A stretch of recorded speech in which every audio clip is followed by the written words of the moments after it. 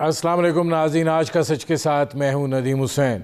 आज़ाद कश्मीर के इंतखाबात का नतीजा सामने आ चुका है।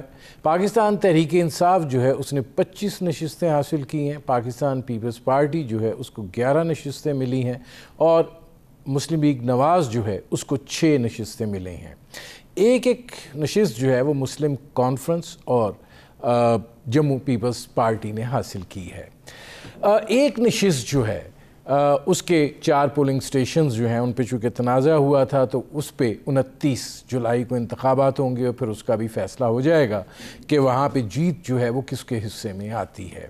इंतखाबात का जो नतीजा सामने आया है, इंतखाबात से पहले इसी नौइयत के नतीजे की जो है वो बात की जा रही थी और जिस तरीके से इखाड़ पछाड़ या जोड़ तोड़ हुई और फिर जो सफ़राई फ़ाइनल हुई तो यही कहा जा रहा था कि पाकिस्तान तहरीक इंसाफ जो है वो सादा अक्सरियत हासिल कर लेगी और जो नशिस्तें पीपल्स पार्टी की कही जा रही थीं या मुस्लिम लीग नवाज़ की कही जा रही थीं उसमें 2-3 ऊपर नीचे तो हो सकती हैं, लेकिन किसी हद तक क्याफिए और अंदाज़े जो थे वो यही थे।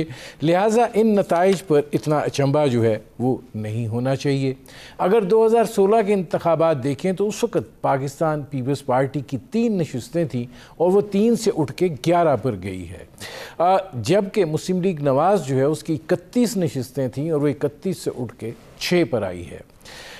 यकीनन मरीम नवाज़ शरीफ साहिबा ने मुस्लिम लीग नवाज़ के प्लेटफॉर्म को लेकर बड़ी मजबूत एक और मौसर इंतखाबी मुहिम चलाई। पहली दफ़ा कश्मीर गई थी, लोग उनको सुनना भी चाहते थे और देखना भी चाहते थे और ज़ाहिर है जलसे जो है वो बहुत बड़े हुए। लेकिन बहुत से फैक्टर्स हैं जिन्होंने इस सारी सूरत हाल के अंदर जो है वो एक किरदार अदा किया है और ज़ाहिर है कि इसके असरात जो हैं वो आगे चल कर भी पाकिस्तान की जो सियासत है उसके ऊपर मुरतब होंगे। आज वफाकी वज़ीर इत्तलात और नशरियात फवाद चौधरी साहब ये फरमा रहे थे कि अब मुस्लिम लीग नवाज़ और पीपल्स पार्टी की क़यादत जो है उससे उनकी पार्टी के लोगों को इस्तीफ़े ले लेने चाहिए क्योंकि ये उनकी बदतरीन नाकामी है और ज़ाहिर है कि जब तक पॉलिटिकल पार्टियां यानी सियासी जमातें जो हैं वो इंस्टीट्यूशनलाइज नहीं होंगी, पाकिस्तान के अंदर जो है वो एक ऐसी सियासत वजूद में नहीं आएगी जो कारकुन जो है उसको लीडर बना सके। ये बुनियादी तौर के ऊपर जो है फ़लसफ़ा था जिसके ऊपर ये मामला जो है वो चला है। ये वो सूरत हाल है जिस पर करेंगे बात। आपका अपने मेहमानों से तारुफ़ करवाते हैं। हमारे साथ मौजूद हैं अहमद बिलाल महबूब साहब, डायरेक्टर हैं बिलडैट के और पाकिस्तान की सियासत की तरबियत तरवीज और अंदाज़ों के हवाले से ये इनकी ऑर्गेनाइजेशन जो है वो काम करती है और ज़ाहिर है इनकी इन हालात के ऊपर जो है वो गहरी नज़र होती है। और हमारे साथ मौजूद हैं कमर ज़मान कायरा साहब, पाकिस्तान पीपल्स पार्टी के सीनियर रहनुमा हैं। कायरा साहब, गुजारिश ये है कि इससे पहले कि उन बयानात पे आएँ या उन चीज़ों पर आएँ जिसमें हुकूमत जो है वो बात कर रही है, जब इंतखाबात की सफ़राई हो गई और ये तय हो गया कि ये लोग जो हैं वो इलेक्शन लड़ेंगे, जोड़ तोड़ का सिलसिला मुकम्मल हो गया, तो जो नताइज आए हैं तमाम क्याफिए, तमाम अंदाज़े, तमाम तज़िये जो हैं वो इस जानब इशारा कर रहे थे। और अगर हम 2016 के इंतखाबात देखें तो पाकिस्तान पीपल्स पार्टी की 3 नशिस्तें थीं और अब पीपल्स पार्टी ने वहाँ से आगे बढ़ते हुए 11 नशिस्तें जो हैं वो हासिल की हैं। तो आपको लगता है कि ये इंतखाबात जो हैं इसमें धांधली हुई है, इसमें ऐसे ज़राए इस्तेमाल किए गए हैं और पीपल्स पार्टी इससे भी बेहतर कर सकती थी? मुझे लगने को एक तरफ रखिए, मैं तो चले एतराज करूंगा कि मैं अपोजिशन की जमात से ताल्लुक रखता हूं, मेरा इंटरेस्ट और है। ये फरमाइए कि जो इनके वज़रा वहां पे पैसे बांटते रहे, तरक्याती स्कीम अनाउंस करते रहे, बेनजीर इनकम सपोर्ट प्रोग्राम की सरबराह वहां जाके लोगों को कार्ड बनाने की नवीद देती रही और अल्टीमेटली इनके वजीर पैसे बांटते हुए पकड़े गए। इलेक्शन कमीशन ने उनकी हरकतों सकनात और उनके अमल को इलेक्शन प्रोसेस के न सिर्फ मुनाफी समझा बल्कि उनको इस हद तक हुक्म दिया कि इनके खिलाफ केस दर्ज करें और इनको आजाद कश्मीर से बाहर निकाल दें। और वजीर कौन थे? वो खुद कश्मीर अफेयर्स के मिनिस्टर थे। वजीर आजम इलेक्शन कमीशन आजाद कश्मीर के हुक्म को एक तरफ फेंकते हुए उनको साथ लेके जाते हैं, ढटाई से वहां काम करते हैं। इसको क्या कहेंगे? कायरा साहब, ये चीज़ जो है, ठीक है, ये अवामिल तो हैं और पाकिस्तान की जो इलेक्शन तारीख है उसके अंदर ये अवामिल चलते रहते हैं और ये चीज़ होती रहती है। इसकी कोई हमायत नहीं कर रहा, लेकिन कहने का मतलब ये है जो पाकिस्तान पीपल्स पार्टी की एक कारकर्दगी दिखाई दी है। आप जरा, इससे पहले क्या इलेक्शन कमीशन ने किसी वजीर को पैसे देते हुए पकड़ा? क्या इससे पहले इलेक्शन कमीशन ने किसी वजीर को आजाद कश्मीर से निकल जाने का कहा? इससे पहले क्या किसी वजीर ने उनके हुक्म के बावजूद उनके हुक्म की हुक्मअदुली की? क्या किसी वजीर आजम पाकिस्तान ने इलेक्शन कमीशन की तस्दीक की? क्या कभी माजी में ऐसा हुआ कि ये होता रहता है? इसमें कायरा साहब ये फरमाइएगा कि जाहिर है आज़ाद कश्मीर का मामला है। हिस्टोरिकली आज़ाद कश्मीर में जिस तरीके से इंतज़ामी ढांचा रहा है और वफाक से जिस तरीके से वहाँ पे चीज़ों को कंट्रोल किया जाता रहा है, तो फिर यही at the end of the day होना था कि वज़ीर आज़म उस शख्स को भी ले जाए जो इलेक्शन कमीशन आज़ाद कश्मीर का है वो बात कर रहा हो, और फिर चीफ इलेक्शन कमिश्नर ख़ुद ये बात कहें कि यार वो छोड़ो उस सिलसिले को, इलेक्शन बड़ा अच्छा हो गया, इस पर बात करो। मैं आपसे एक प्रिंसिपल की बात कर रहा हूं। इलेक्शन कमीशन ने क्या किया, वजीर आजम पाकिस्तान ने क्या किया, इस पर तो बातें होती रहेंगी। मैं तो ये कह रहा हूं कि ये खुली बात दास्तान है। आपने सवाल किया था ना कि क्या धांधली हुई, इसको आप किस उम्र में रखेंगे? अच्छा, अब ये आ जाइए, इससे आगे आइए। क्या अच्छा जी, माजी में होता रहा, मैं भी कश्मीर अफेयर्स का मिनिस्टर रहा हूं, माजी में ऐसा होता रहा, हमने भी ऐसा नहीं किया। हमारे दौर में मैंने मिसाल पूछी कि कभी किसी इलेक्शन कमीशन ने आजाद कश्मीर के वजीर को कहा हो कश्मीर अफेयर्स को कि ये यहाँ से निकल जाए क्योंकि इसके हरकत और सकनात इतनी खराब है कि इसके होते हुए फेयर इलेक्शन नहीं हो सकता? ये कभी नहीं कहा। इसके बावजूद अच्छा, हम तो चलो खराब थे, ये तो नए लोग आए थे ना, ये तो बासूल थे, ये तो आए थे, हमने कोई खराबी करनी नहीं। माजी वाले तो बड़े खराब लोग थे ना, ये तो अच्छे लोग आए थे। तो इन अच्छों ने क्या किया? सवाल तो ये है। सवाल ये, वेलकम बैक अहमद बिलाल साहब, ये फरमाइएगा कि जो ये आज़ाद कश्मीर के इंतखाबात हुए हैं, इसके जो नताइज आए हैं और जो पाकिस्तान तहरीक इंसाफ ने ये कामयाबी हासिल की है, मैं आपसे 3 अवामिल पूछना चाहता हूँ। वो कौन से 3 अवामिल हैं जिसकी वजह से पाकिस्तान तहरीक इंसाफ जो है उसको ये कामयाबी मिली है? देखिए नदीम साहब, पहली बात तो ये है कि जो आज़ाद जम्मू एंड कश्मीर के इंतखाबात हैं उनका डिज़ाइन कुछ ऐसे है कि ये जो मरकज़ में बरइख्तियार पार्टी है उसको बहुत एक एज हासिल हो जाता है। मिसाल के तौर से आप ये देख लें कि इसकी 12 सीटें तो पाकिस्तान के मुख्तलिफ सूबों में हैं और उसमें से भी 12 में से जो है 10 सीटें वो पंजाब के अंदर हैं और बाकी 2 सीटें एक खैबर पख्तूनख्वा में हैं और एक सिंध बलूचिस्तान में है।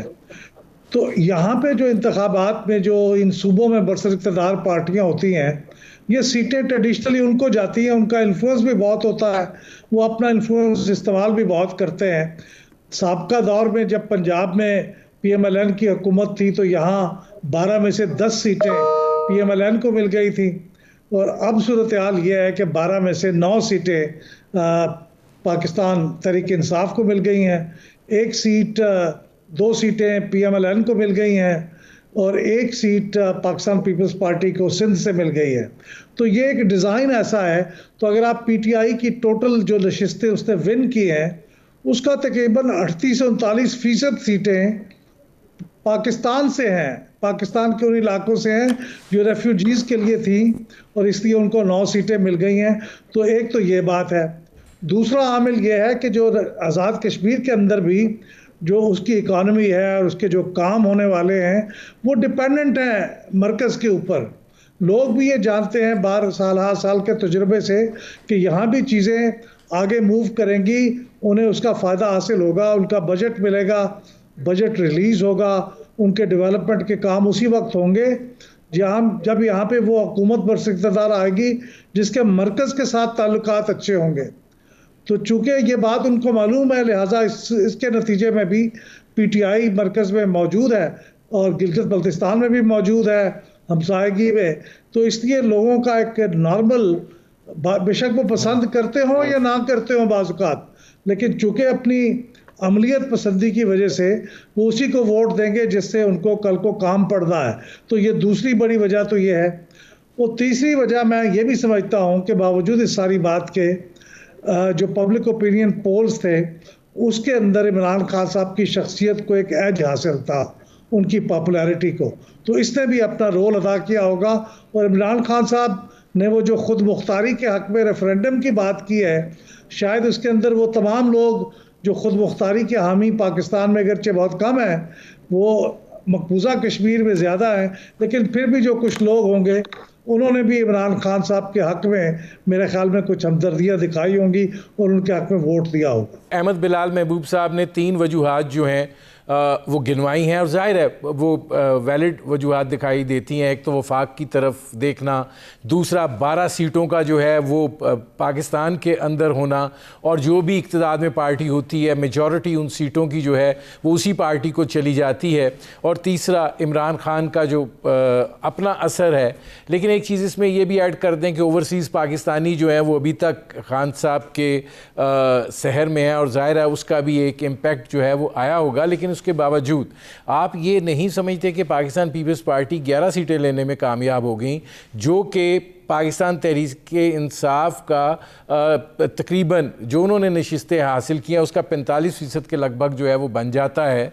तो आपका जो जियालाइज़म का ढांचा है और लोग उस तरह नहीं टूटे जिस तरह मुस्लिम लीग नवाज़ के टूटे, आपका वो कायम रहा और आप जो है आपकी कारकर्दगी बेहतर रही। नजीर साहब, कारकर्दगी इंडिविजुअली देखा जाए तो यकीनन पीपल्स पार्टी की बहुत बेहतर रही। पीपल्स पार्टी ने कश्मीर के अंदर से फिल वक्त 10 सीटें हैं, अभी 1 सीट का रिजल्ट रुका है, 4 पोलिंग स्टेशन जिन पे इलेक्शन होना है वो भी इंशाल्लाह पीपल्स पार्टी जीत रही है। तो ये जो हमारे 12 में से 1 सीट उधर जाएगी, फिलहाल 10 ही कर लें, 10 सीटें तो हम कश्मीर से जीते हैं, मुस्लिम लीग वहां से 4 सीटें जीती है और 33 में से ये आधे से ज्यादा सीटें हमारी हैं। ये बात दुरुस्त है कि ट्रेडिशनली लोग वफाकी हुकूमत की तरफ देखते हैं।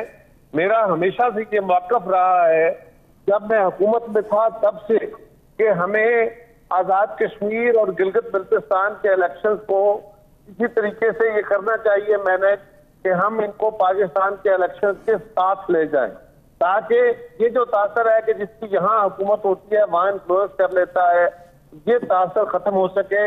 इसकी कुछ लीगैलिटीज होंगी, कुछ प्रॉब्लम्स होंगे, लेकिन वो दूर किए जा सकते हैं ताकि वहां के इलेक्टोरेट को ये तासर और ये तस्दीक ना हो कि जिसकी हुकूमत है जी वो भाई लोग उसकी तरफ देखते हैं, ये नहीं लोग असूलों की तरफ देख के आए। दूसरा, ये जो 12 सीटें पाकिस्तान के अंदर हैं, ये भी एक सीरियस कश्मीर के अंदर सवाल है कि क्या ये सीटें इस तरह यहाँ पे होनी चाहिए, क्योंकि जो कश्मीर के लोग हैं, आजाद कश्मीर की तो सब ठीक है, हमने मकबूजा कश्मीर के हवाले से ये सीटें यहाँ रखी हैं, लेकिन आजाद कश्मीर के इलेक्शन का ये एक अजीब मखमसा बन जाता है कि एक बंदा 2000 वोट लेके जीत जाता है और एक बंदा 30,000 वोट लेके हार जाता है। ये एक सीरियस क्वेश्चन है, वहां पे लोग इस पे बहस करते हैं कि इन सीटों को फ्रीज करना चाहिए तावक्ते के आजाद कश्मीर और मकबूजा कश्मीर इकट्ठे हो जाएं और उनका इन लोगों को राइट टू वोट वहां पे जरूर होना चाहिए। बिल्कुल। Welcome back. अब अहमद बिलाल महबूब साहब, आपने स्टार्ट यहीं से किया था, अभी आप एक बेसिक एनॉमली है, जाहिर है कि इसमें आपको क्या लगता है कि क्या रुकावट दरपेश हो सकती है, क्योंकि ये बात तो दुरुस्त है कि यहाँ पे चंद सौ वोट 400 वोट ले लो आप असम्बली के आज़ाद कश्मीर रुकन बन जाते हो, वहाँ लोग 20-20 22-22 हज़ार वोट लेके हार जाते हैं। जी, ये भी अनामली है। और फिर अनामली के अंदर एक दूसरी अनामली ये है कि यहाँ पे ये जो 12 सीटें हैं उनमें से 6 सीटें जम्मू और मुतफर्रक दूसरे इलाकों की हैं, जिसके वोटों की तादाद को तकरीबन 4.25 लाख के करीब है, तो उनकी भी 6 सीटें हैं। और इसी तरह 6 सीटें वैली की हैं। वैली के जो वोटों की तादाद है वो 30,000 के लगभग है, यानी उनकी भी 6 सीटें हैं, और जिनकी 4.5 लाख है उनकी भी 6 सीटें हैं। तो एनामली के अंदर एक दूसरी एनामली भी है।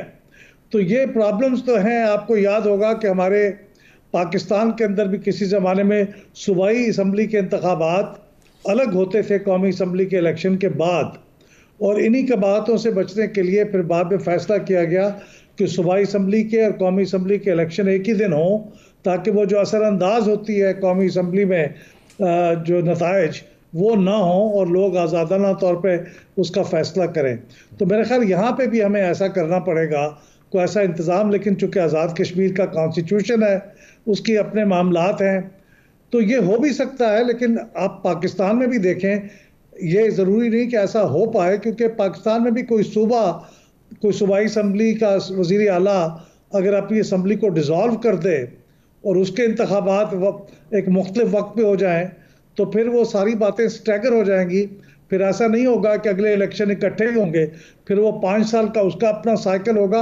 इंडिया में जहाँ बहुत ज़्यादा रियासती असम्बलियाँ हैं, वहाँ पे भी ये मसला है। तो ये वो एनामलीज हैं जिनके साथ शायद हमें गुजारा करना पड़ेगा। अब कायरा साहब, अहमद बिलाल साहब ये कह रहे हैं कि ये वो इनामलीज हैं जिनके साथ गुजारा करना पड़ेगा, और ये जो ताकत का महवर मरकज़ करार पाता है, इसके असरात जो फिर आगे पड़ते हैं उसको बर्दाश्त करना पड़ेगा, और ये सिलसिला ऐसे ही चलेगा। उन्होंने प्रिंसिपली जो बातें की है ये दुरुस्त है। अहमद बिलाल साहब का बड़ा एक्सपीरियंस है। गुजारिश ये है कि अनोमलीज कुछ ऐसी होती हैं जो अनअवॉइडेबल होती हैं। मैंने तो ये जिक्र किया कि हाँ, इसमें कुछ लीगलिटी के इश्यूज होंगे, लेकिन ये रिजॉल्व हो सकते हैं। ये उस दौर में बहस होती रही। आप इंडिविजुअली किसी जमात से, आज अपोजिशन की जमातों से बात करें तो सारे कहेंगे हाँ ये बात दुरुस्त है। कल अगर पीटीआई अपोजिशन में होगी तो पीटीआई से पूछेंगे, वो भी यही कहेंगे। तो प्रिंसिपली सारी जमातें इस पर एग्री करती हैं। तो ये एक तरीकाकार है, और ये बड़ी इंसल्टिव है। ये मामला जो है बहुत बड़ी इंसल्ट है कश्मीरी की, कि ये कहा जाता है कि जिसकी यहाँ हुकूमत होती है वही लोग उसकी तरफ देख के वोट दे देते हैं। ऐसा नहीं होना चाहिए। लोगों का सुनो के बाद आपसे वोट देना चाहिए। कायरा साहब, चूंकि मैंने आगे भी बढ़ना है, एक आज फवाद चौधरी साहब ने प्रेस कॉन्फ्रेंस की है अली अमीन गंडापुर के हमरा, और उसमें वो इरशाद फरमा रहे थे कि पाकिस्तान पीपल्स पार्टी और मुस्लिम लीग नून में अगर ज़रा सी भी शर्म है तो उनको अपनी क़यादतों से इस्तीफ़े ले लेने चाहिए, क्योंकि नताइज ने ये साबित कर दिया है कि उनका जो बयानिया था वो दफन हो चुका है। क्या फवाद चौधरी की ये बात इस काबिल है कि मैं इसको रिस्पॉन्ड करूं? आप समझते हैं कि ये मुझे इसको रिस्पॉन्ड करना चाहिए? सर, वफाकी वज़ीर इत्तलात और नशरियात हैं, हुकूमत के तर्जुमान हैं। गाली जब वज़ीर आज़म भी देगा तो उसको भी इसी अल्फाज में मुखातिब करूंगा। आप बताइए मैं इस पे क्या करूं? अब अहमद बिलाल महबूब साहब ये फरमाएं। मैं तो गालियां दे सकता, मेरा मजबूरी ये है कि मुझे गालियां देने से एतराज करना मेरा हिस्सा है। मैं गालियां नहीं दे सकता, और उसने इसी तरह की गालियां बकनी है, लिहाजा उनका हक करे। सही है, ठीक है।